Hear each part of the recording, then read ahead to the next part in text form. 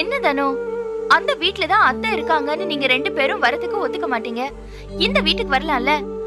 நீங்க 2 பேரும் இது வரைக்கும் புது வீட்டுக்கு வந்ததே இல்ல. அதுக்குன்னு தனியா வரலனாலும் பரவாயில்ல, இப்ப வரீங்க. என்ன சரோ, உன் வீட்டுக்கு நீ கூப்பிட்டா நாங்க அங்க வரணும், நாங்களால உன்னை தேடி வரணும். ஆனா நம்ம நிலைமைய பாத்தியா சரோ, யாரோ 3வது மனுஷங்க மாதிரி இப்படி ஹாஸ்பிடல்ல சந்திச்சு பேச வேண்டியதா போச்சு. சரி, அதை விடு. இப்போ வீட்டுக்கு வரீங்களா இல்லையா? வேணாம் சார், இப்போ சூழ்நிலை சரியில்லை. நாங்க ஹாஸ்பிட்டல் வந்துட்டு போனதாவே இருக்கட்டும். ஏன் மாமா, என் மேல இருக்கிற கோவம் இன்னும் போலியா? அப்படிலாம் ஒண்ணும் இல்ல சார்.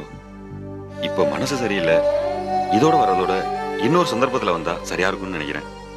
அக்கா தங்கச்சிங்க நினைச்ச நேரம் ஒருத்தருக்கு ஒருத்தர் பாத்துக்க முடியாம விதி நம்மளை எப்படி போட்டு படுத்துது பாத்தியா சரோ? ஹலோ, எல்லா பிரச்சனைக்கும் விதியை இழுக்காதீங்க. அலட்சியமா இருந்து உடம்பு கெடுத்துக்க வேண்டியது. வீட்டுக்கு வாங்கினா வரதில்ல, அப்புறம் ஆனாவுனா விதி மேல பழிய போட வேண்டியது. பாவங்க அந்த விதி. எங்க அக்கா தங்கச்சிங்க பிரச்சனை உங்க 2 பேருக்கும் கிண்டலா இருக்காக்கும். ஐயோ, இல்லவே இல்லம்மா. நீங்க 2 பேரும் மீட் பண்ணும்போது எனக்கு அப்படியே மனசெல்லாம் உருகி ஆறா ஓட ஆரம்பிச்சிருச்சு. ஒன்னு சொல்றேன் கேளுங்க.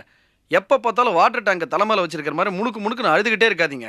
ஜாலியா சிரிச்சு பேசுங்க. அப்புறம் எதுக்கு இந்த ஹாஸ்பிட்டல்லாம் வர வேண்டியிருக்க போகுது? தானோ, அப்புறம் நம்ம கிளம்பலாமா? சரோ, நாங்க சீக்கிரமா கிளம்பினாதான் பொழுதோட வீட்டுக்கு போய் சேர முடியும். அடுத்த தடவை வரும்போது கண்டிப்பா உங்க வீட்டுக்கு வரோம். கண்டிப்பா வரணும். கண்டிப்பா வருவோம். சரி, வா. சரி வாங்க, பேசிட்டே போவோம். உங்களை வீட்டுல விட்டுறேன். சரி, வாங்க. அம்மா, உனக்கு டீ காஃபி ஏதாவது வேணுமா? கொஞ்சம் தெம்பா இருக்கும். எதுக்கடி தெம்பா? இல்ல, தெம்பா நடந்து போயிட்டு வரலான்னு. ஏண்டி இப்படி மென்னு முழுங்குற? தெம்பா சண்டை போட்டு வரலான்னு தானே சொல்ல வர? ஆமா. எனக்கு தெம்பெல்லாம் தேவையில்லை. எனக்கு அந்த சரோஜாவை நினைச்சாலே ஆத்திரமா வருதுடி.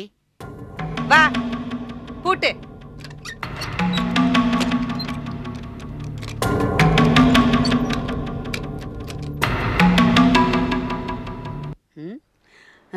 ஆத்தாடி, ஆத்தாளுக்கு மகளும் எங்கடியம்மா கிளம்பிட்டீங்க? ஏன் கிளவி, இத்தனை வயசாகுதே, வாயி கிழக்கையும் மேற்கையும் கிழியிற மாதிரி பேசுறியே. ஒருத்தர் வெளியில போகும்போதா எங்க போறேன்னு கேப்ப?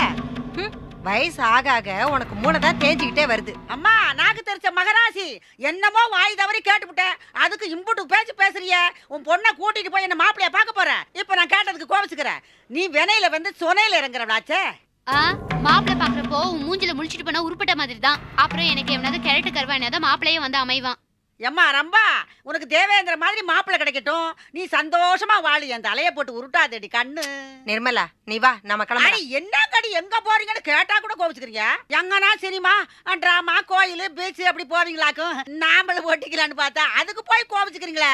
அதெல்லாம் ஒண்ணும் இல்ல, மாணிக்கண்ண வீட்டுக்கு தான் போறோம். பிள்ளைய பாக்கலான்னு கிளம்புனா அபசோனம் பிடிச்ச மாதிரி எங்க போறேன்னு கேக்குற? என்னடி என்ன போய் அவசகனுங்கிற?